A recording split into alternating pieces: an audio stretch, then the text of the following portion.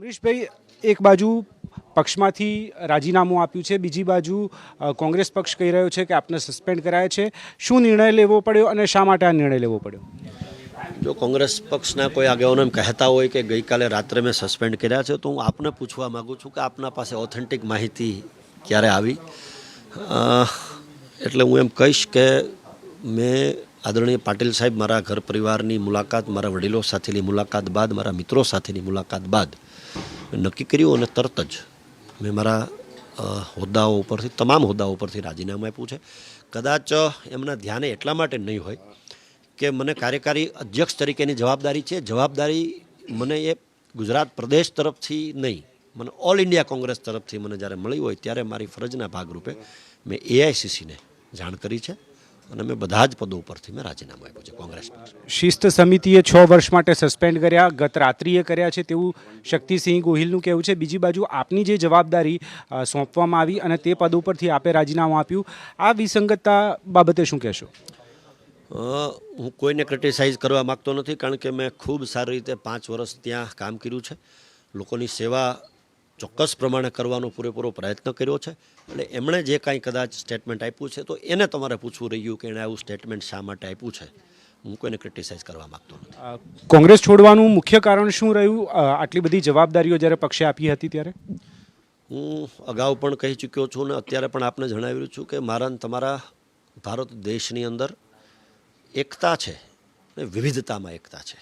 વિવિધતામાં એકતા છે એટલે એવું કહી શકાય કે દરેક રાજ્યની ભાષા, બોલી, ખાનપાનની પ્રક્રિયાઓ, ભૌગોલિક સ્થિતિ, આ બધું જ જ્યારે જુદું જુદું છે ત્યારે બધા જ લોકોને સાથે મળી અને એકતામાં વિવિધતા જ્યારે આ દેશમાં છે ત્યારે અમુક એવા મુદ્દાઓ કે જેમાં ઘણા બધા લોકોને દુઃખ થાય, અને મેં ત્યારે પણ જ્યારે રામ મંદિરનો મુદ્દો ખૂબ સારી રીતે માનનીય ન્યાયપાલિકા દ્વારા હલ કરવામાં આવ્યો અને બધા જ પક્ષકારોએ, માત્ર હિન્દુ સમાજે નહીં, મુસ્લિમ સમાજે પણ જે મુદ્દો જે કોર્ટે, જે ન્યાયપાલિકાએ ઉપસ્થિત કર્યો એને માથે ચડાવીને જ્યારે આગળ વધ્યા અને આવી બાબતોમાં જ્યારે પ્રાણ પ્રતિષ્ઠા મહોત્સવ થઈ રહ્યો ત્યારે ન જવાનો નિર્ણય જે થયો એ મારા જેવા અસંખ્ય કાર્યકર્તાઓ માટે નિરાશાજનક હતો. અને મેં આજે નહીં, મેં ત્યારે પણ મોવડી મંડળને મેં વિનંતી કરી હતી કે આ વ્યાજબી નથી.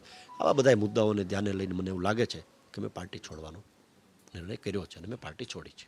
આગામી સમયમાં કયા પ્રકારની કામગીરી કરવામાં આવશે? કારણ કે જનપ્રતિનિધિ રહી ચૂક્યા છો, તેવા સંજોગોની અંદર જાહેર જીવનમાં પણ છો, ત્યારે કોંગ્રેસ પક્ષ છોડ્યો છે, આગામી શું રણનીતિ? In 2003 I am youngest independent municipal president in Gujarat. હું 2003માં નગરપાલિકાનો આખા ગુજરાતમાં સૌથી નાની વયે પ્રમુખ હતો.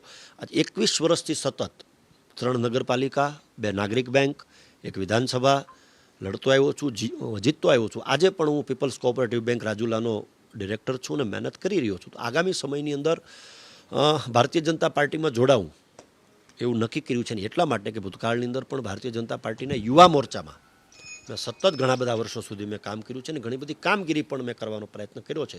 ત્યારે આવતીકાલે વિધિવત રીતે કમલમમાં જઈ હું ભારતીય જનતા પાર્ટીમાં એમના આમંત્રણ મુજબ જોડાવાનો છું.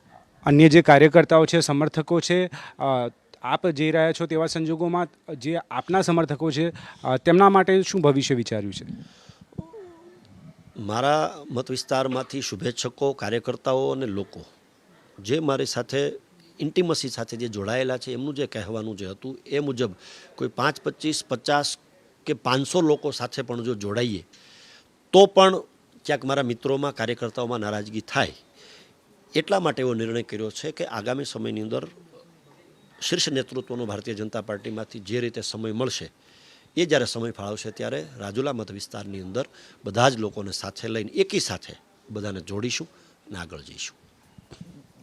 આ હતા અમરીશ ડેર, જેમણે ભારતીય જનતા પાર્ટીમાં જોડાવાનો નિર્ણય કર્યો છે અને આવતીકાલે બપોરના સમયે તેઓ ભારતીય જનતા પાર્ટીમાં જોડાશે. નિનેશ ગોરિયા સાથે તેજસ મહેતા, એબીપી અસ્મિતા, અમદાવાદ.